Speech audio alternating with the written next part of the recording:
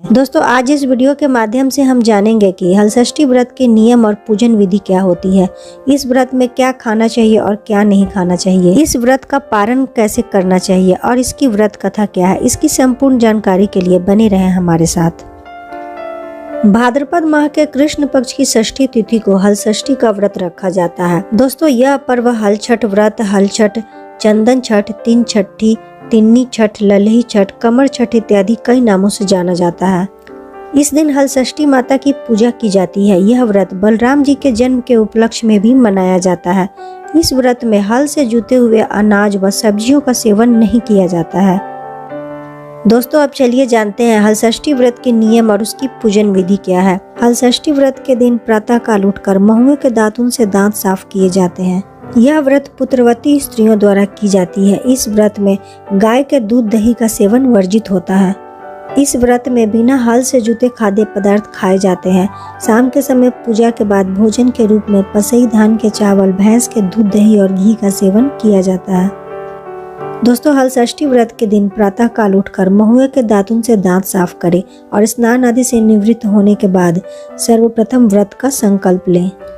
दोस्तों शाम के समय पूजा के लिए मालिन हरछट बनाकर लाती हैं। उसमें जड़बेडी, कांस और पलास तीनों की एक एक डालियां एकत्र बंधी होती है। महिलाएं जमीन लीपकर चौक पुरकर हरछट वाले गुलदस्ते को वहां गाड़ देती हैं।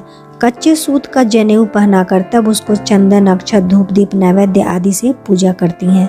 पूजा में सतनजा यानी 7 प्रकार के अनाज, गेहूं, चना, ज्वार, अरहर, धान, मूंग, मक्का चढ़ाकर सूखी धूली, हरी कजरिया, होली की राख और होली की भुनी हुई गेहूं की बाल भी चढ़ाती हैं। इसके अलावा कुछ गहना, हल्दी से रंगा हुआ कपड़ा आदि चीजों को भी हरछठ माता को अर्पित की जाती है।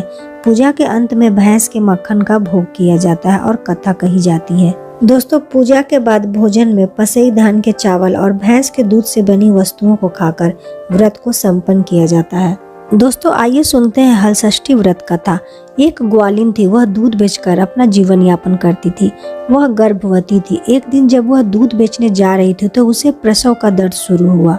वह समीप के एक पेड़ के नीचे जाकर बैठ गई और वहां उसने एक पुत्र को जन्म दिया। ग्वालिन को दूध खराब होने की चिंता थी, इसलिए अपने पुत्र को पेड़ के नीचे सुलाकर वह गांव में दूध बेचने चली गई। उस दिन हरछठ व्रत था और सभी को भैंस का दूध चाहिए था। ग्वालिन के पास केवल गाय का दूध था। उसने झूठ बोलकर सभी को भैंस का दूध बताकर पूरा गाय का दूध बेच दिया।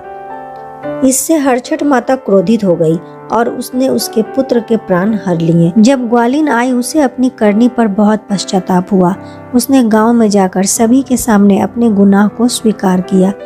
सभी से पैर पकड़कर क्षमा मांगी। उसके इस तरह से विलाप को देखकर उसे सभी ने माफ कर दिया, जिससे हरछठ माता प्रसन्न हो गई और उसका पुत्र जीवित हो गया। उसी समय से पुत्र की लंबी आयु के लिए हरछठ माता का व्रत एवं पूजन किया जाता है।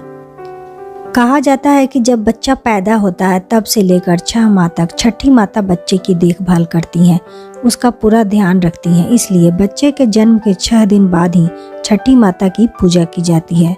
हरछठ माता को बच्चों की रक्षा करने वाली माता भी कहा जाता है। इस प्रकार हरछठ व्रत की कथा संपन्न होती है।